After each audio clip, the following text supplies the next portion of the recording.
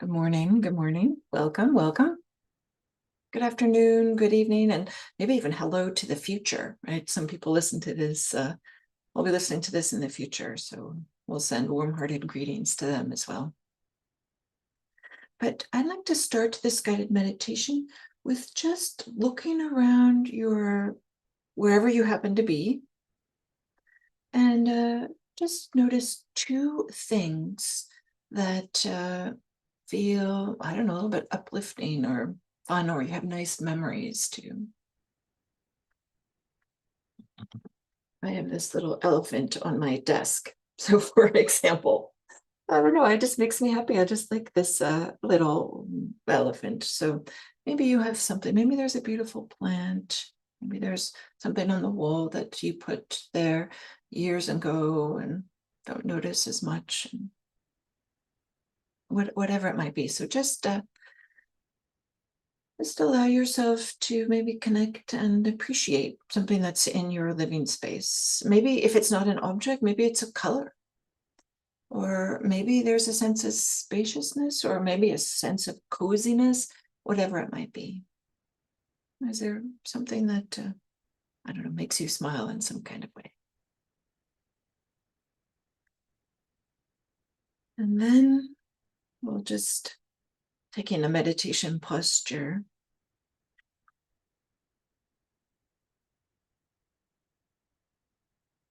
Few deep breaths with long exhales.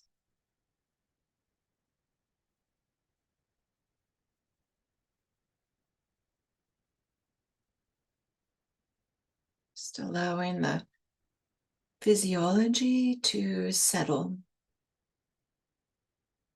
maybe to diminish some, if any, agitation that might or might not be there.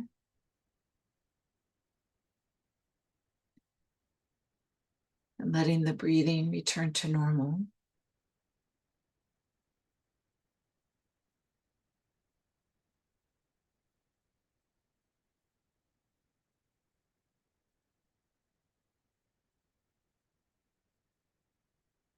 And bringing to mind somebody, some being that really makes the heart feel warm. This can be absolutely anybody, any being, anything. We just want to have an orientation towards warmth and openness in whatever way feels accessible to you right now.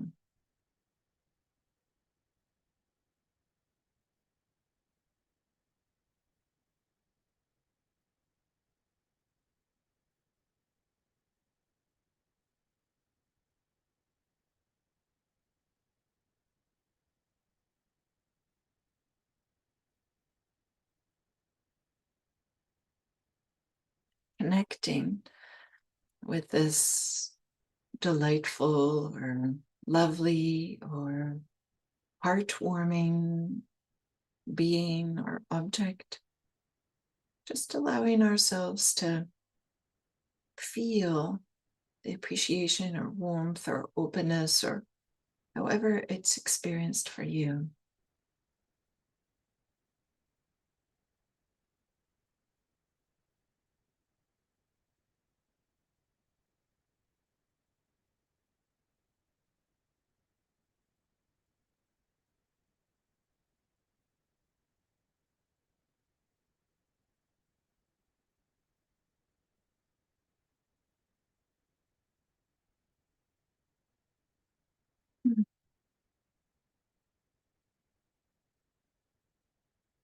And then to feel into the experience of sitting in this body at this moment.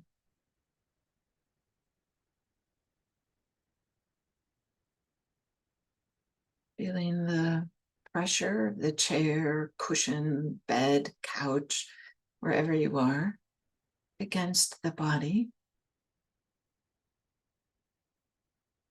I feel the pressure against the back if you're using a backrest. or on the back side. All of us are, unless you're standing, I guess you would have pressure against the buttocks as well, and the back of the legs. And chances are the feet are touching something as well. So feeling these places of support, connection, being felt as pressure against the body.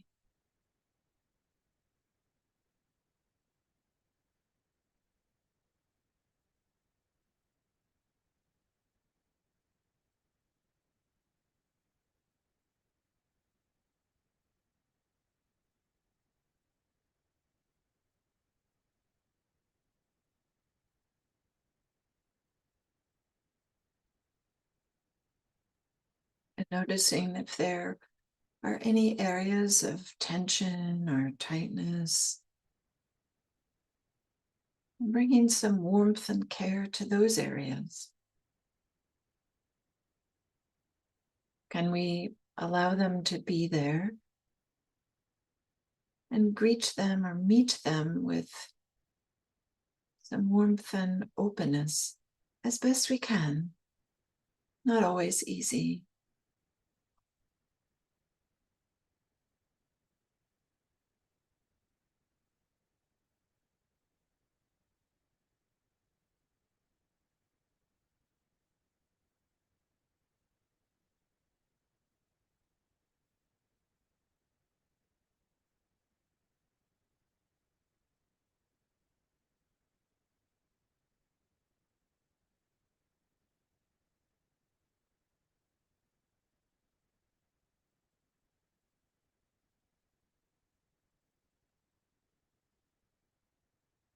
And can we bring this sense of connection, sense of warmth, this attitude of maybe some spaciousness, openness, even if it's just a small amount?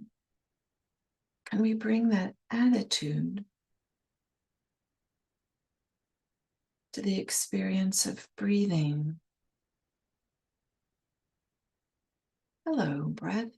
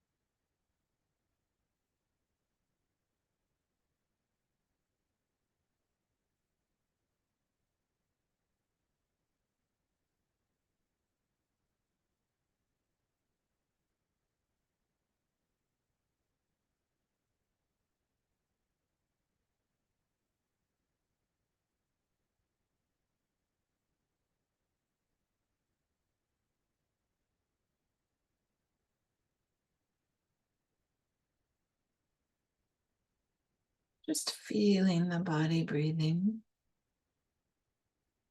a stretch in the chest, or maybe a feeling of the abdomen, the belly going in and out, or feeling the different temperatures of air going in and out of the nose. Whatever feels comfortable, available, just resting our attention on the sensations of breathing with an attitude of connection, warmth, openness, ease.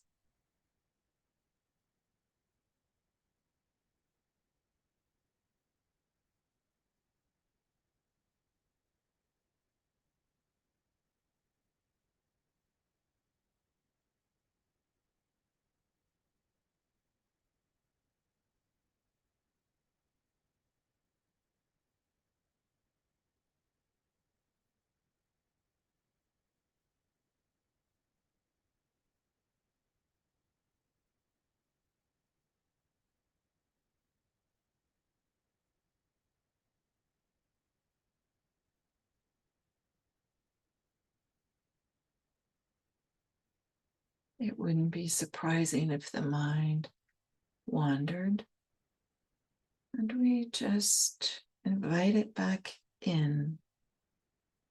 Welcome attention back in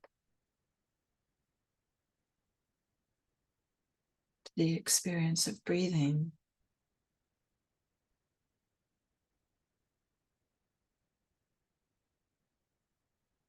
No need to chastise ourselves, condemn ourselves, beat ourselves up because the mind is wandering. That's all extra. We're just keeping it simple. Tuning into the inhales, for example.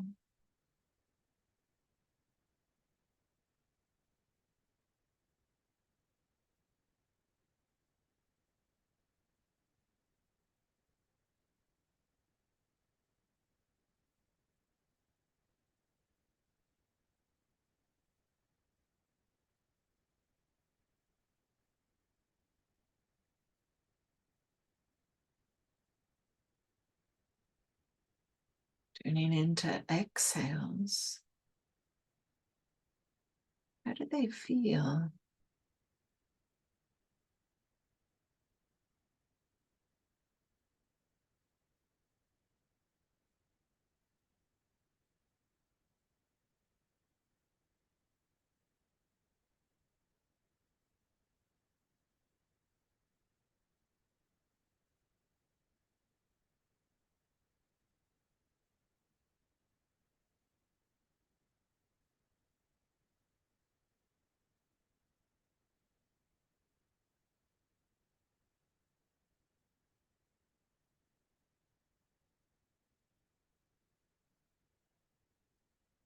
But the transitions between inhales and exhales, can we receive them, tune into them, be sensitive to them?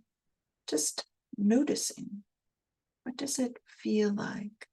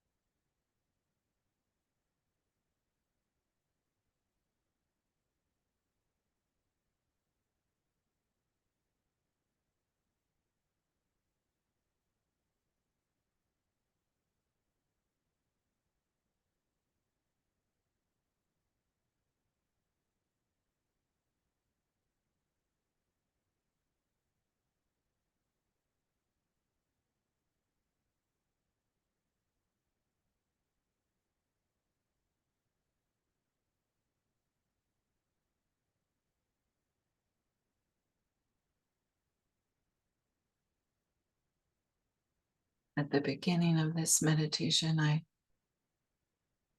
encouraged you to connect with either an object or an individual or any type of being that supports a sense of warmth and openness, smiling. What would it be like to meditate with either that attitude, the connection and smiling, or maybe with that being? What would it be like to feel accompanied, the support, the delight?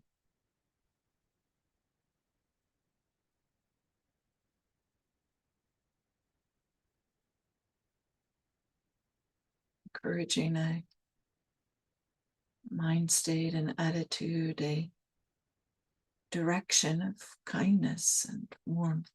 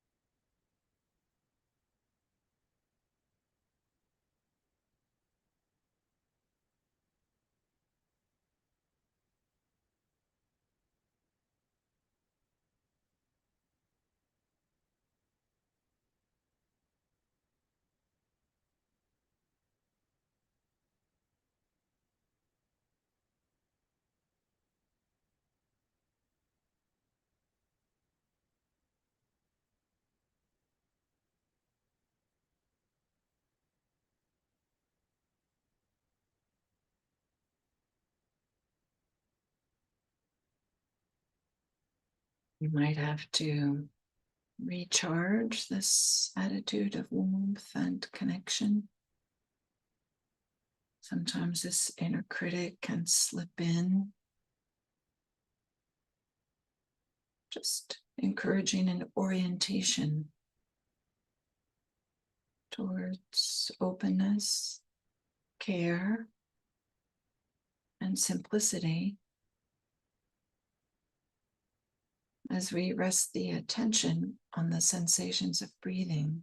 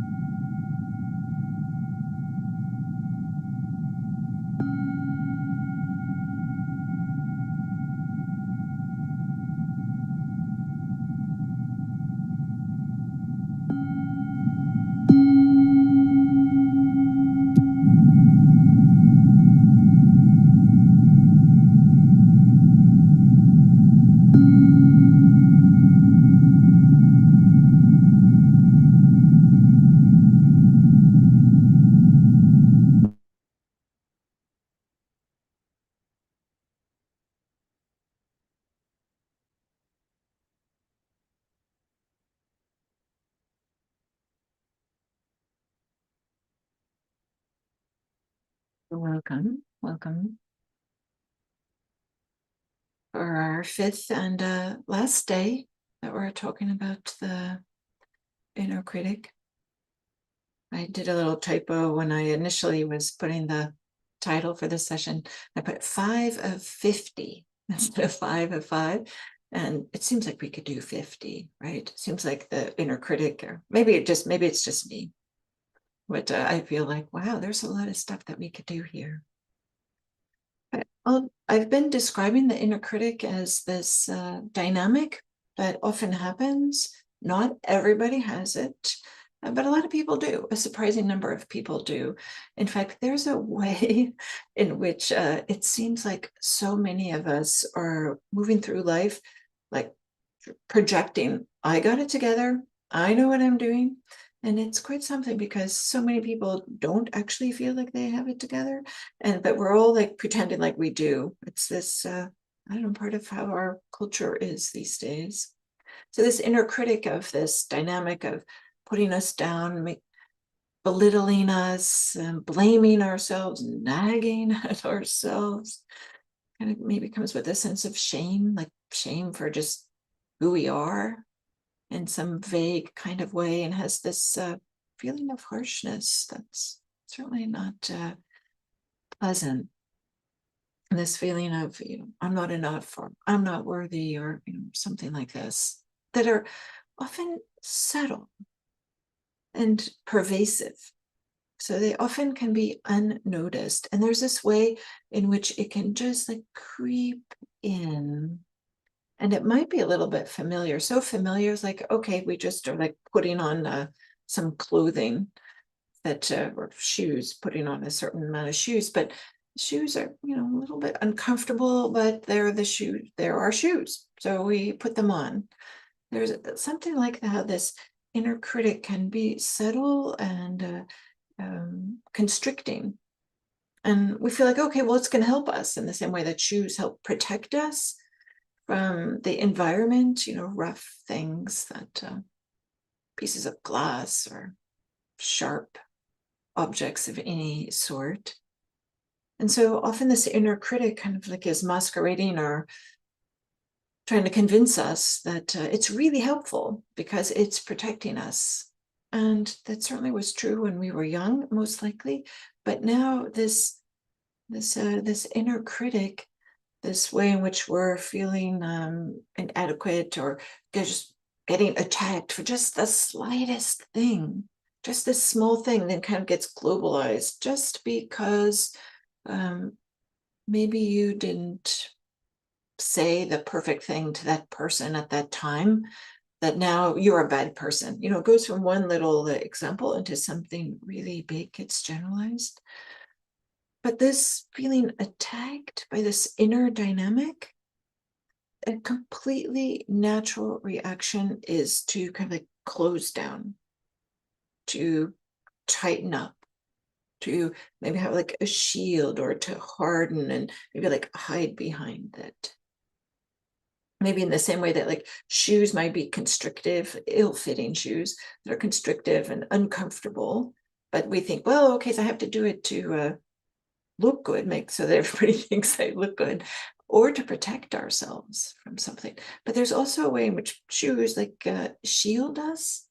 We might think it's helpful, but when it comes to the inner critic, it causes us to maybe like harden, to brace and contract and close down.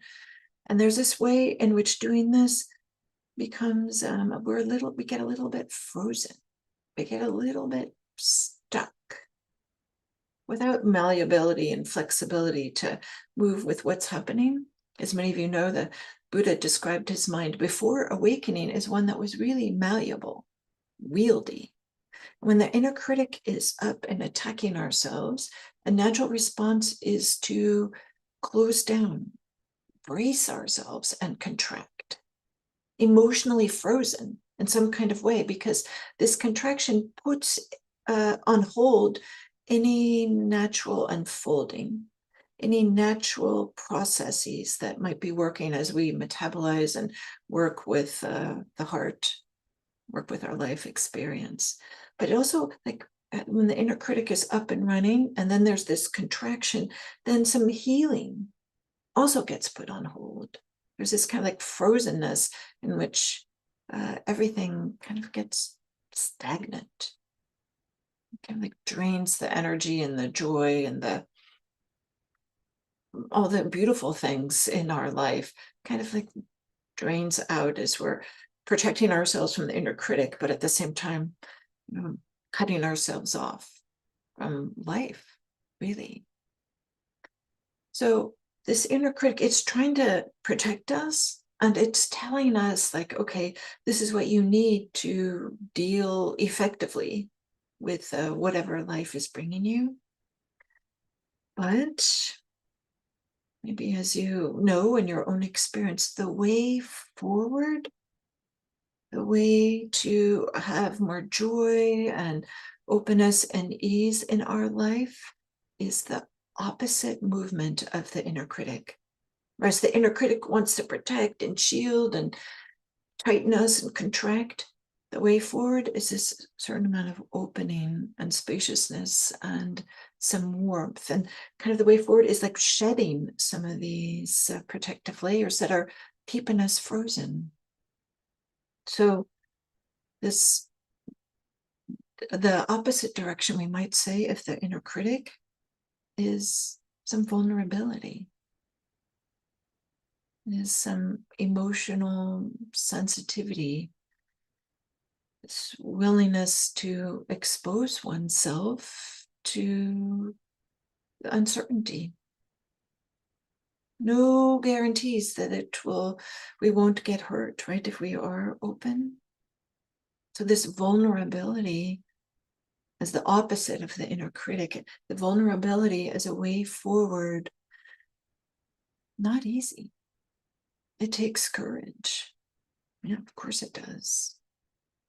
So vulnerability begins, or I say might begin, just admitting to ourselves what we're feeling. And maybe that's just journaling. Maybe it's speaking out loud. Maybe it's allowing ourselves to say, oh, yeah, there's this terror inside of me, or there's this deep sadness or loneliness or whatever it might be. That sometimes the inner critic is getting perpetuated as a way to encourage this frozenness so that we don't feel this sadness, this loneliness, whatever it might be. And so the way forward is vulnerability, which involves risk, involves fear. And risk and fear, of course, cause some anxiety. And then the inner critic loves it. Oh, yes. Okay, you don't want to feel anxious, therefore you should, buckle down and stay contracted and closed in some kind of way. So it's so easy to get into this loop of just staying closed down and disconnected. So the way forward is some vulnerability. Some vulnerability is we might say, the birthplace, the conditions for this connection to ourselves, this honor and respect to ourselves, this honor and respect, this connection with others. And it's through this connection where we also have this love and sense of belonging and joy that so many of us are looking for. Maybe we even came to spiritual practice because we're looking for this.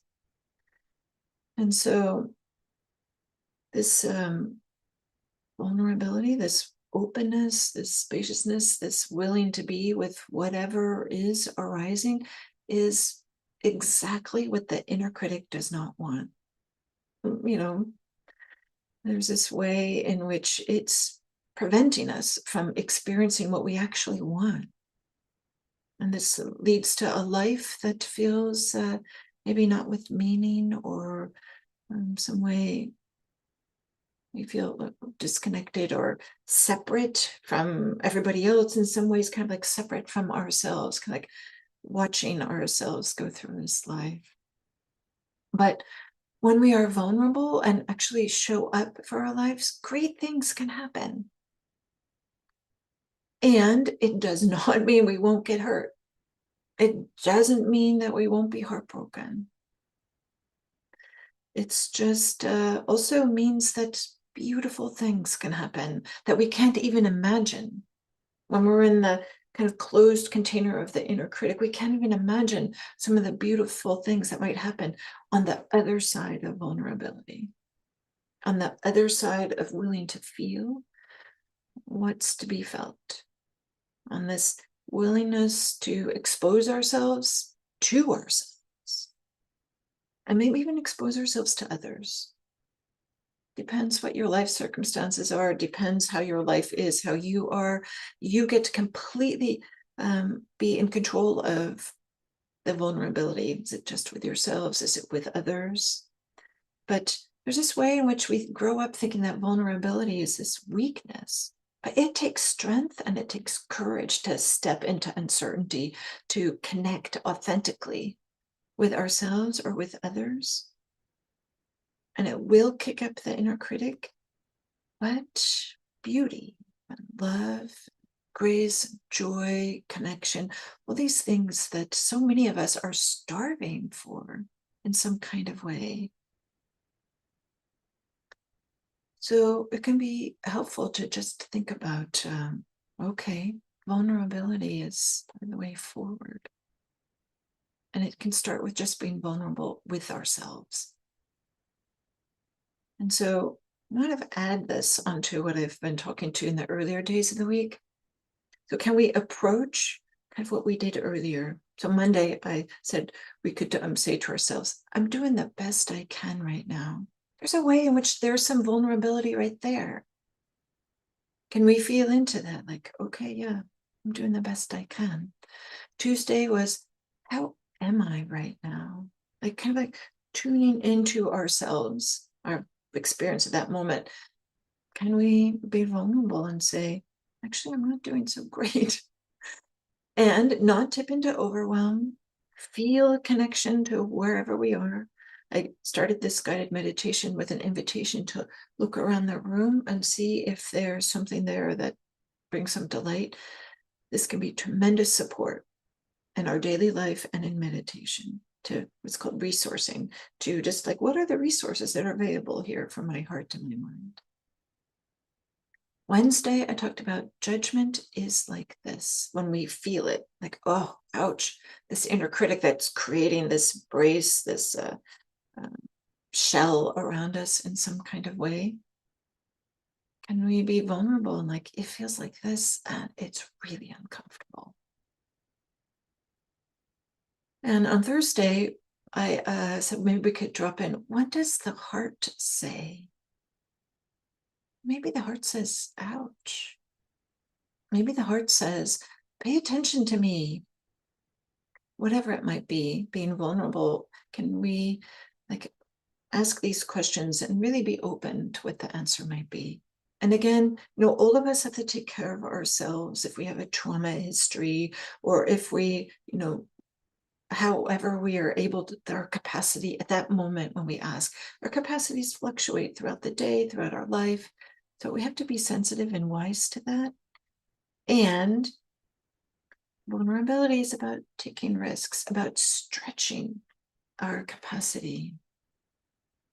So this vulnerability is part of the way forward with the inner critic.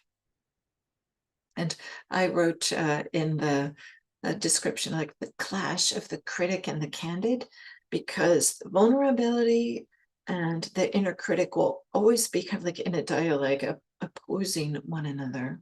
So the inner critic is going to say, no, don't do it. Can you do it anyway? In whatever way feels comfortable for you, and whatever way is available for you. So this week I've been talking about the inner critic, and there's a lot that can be said. But there's a way in which our meditation practice, it can really sneak in there as soon as we discover, like, oh, I'm supposed to be on the object, and I've been off, planning or fantasizing or remembering or whatever it might be.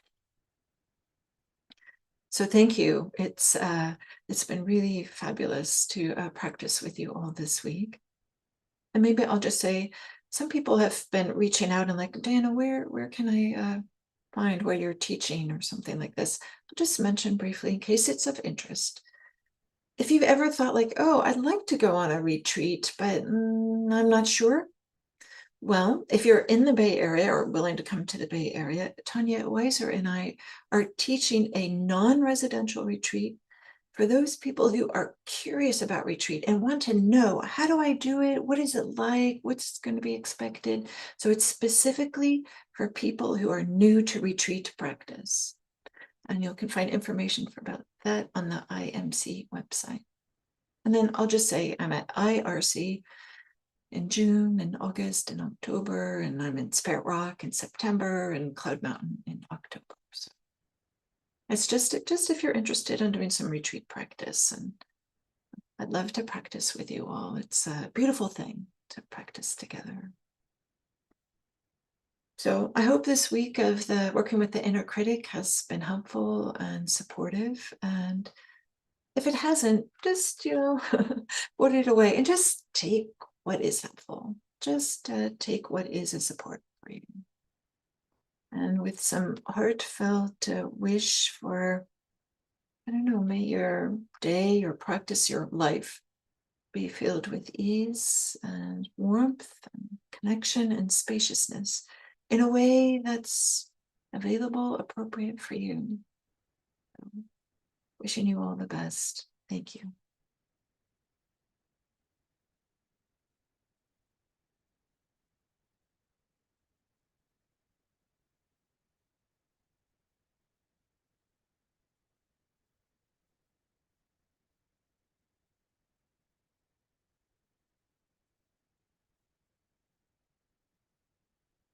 You guys are beautiful. It's so great. It's so great, right? To practice together. Such a beautiful thing.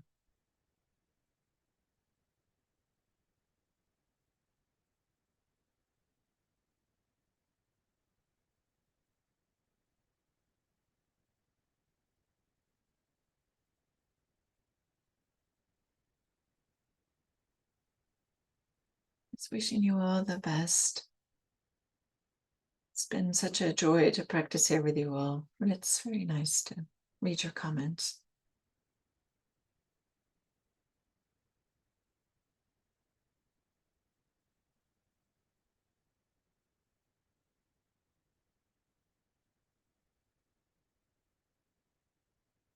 Yeah, Eric asked a phrase for Friday.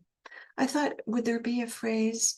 And I did have one, but I've changed my mind. I think I'll just like to bring some vulnerability to the other 4 phrases.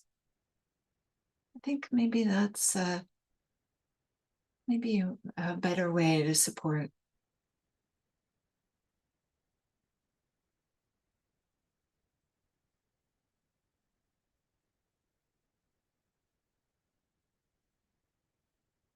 You guys are so great. It's so much fun to teach with you all. Yeah, Lana, there wasn't a phrase for Friday. It was just bringing vulnerability to the other 4 phrases. And then those other 4 phrases might come alive in a particular way, in a deeper way, maybe.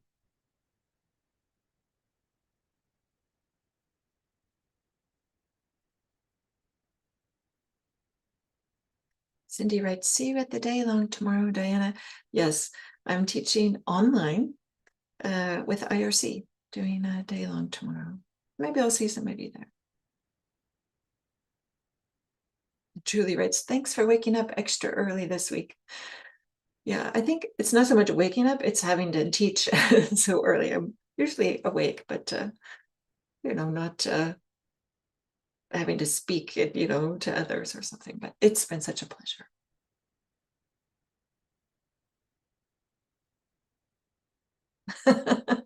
Bob writes, you know how when you have dinner and it's time for everybody to leave, but they stay at the end? Yeah, it's kind of like that too, right? And that's very sweet.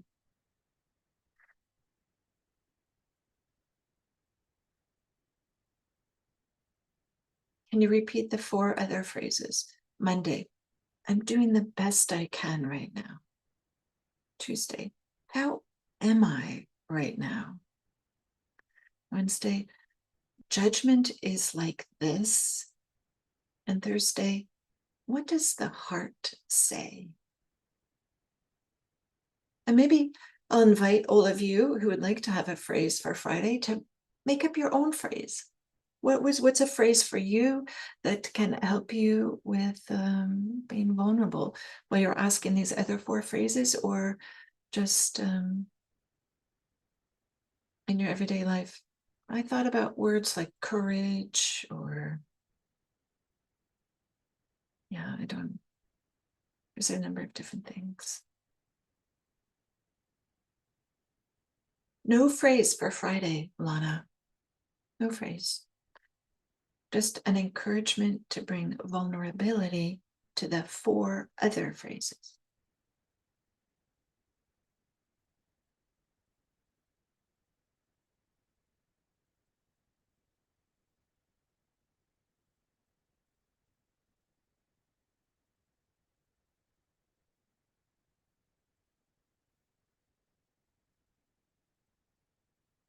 How can vulnerability help me move forward? Anjita, it's I am okay. Bravely go on. Oh yeah, these are some nice phrases. Maybe just try one on, find one that works for you, that can help you, that supports you. TD says, Mom calls this the Danish goodbye, standing out by the car for a half hour or so more. That's right. Maybe I'm doing that. And I do that sometimes with my friends. Like, okay, bye. And then, just hanging out, talking. Yeah. I'm doing this with you guys too.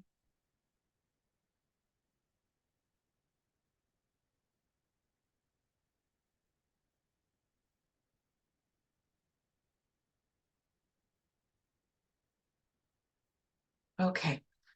Okay. Thank you all. Thank you all. What a lovely, lovely week it's been to practice with you all. May all beings be free from difficulties and suffering, and may the practice that we did together be a support for all beings everywhere without exception.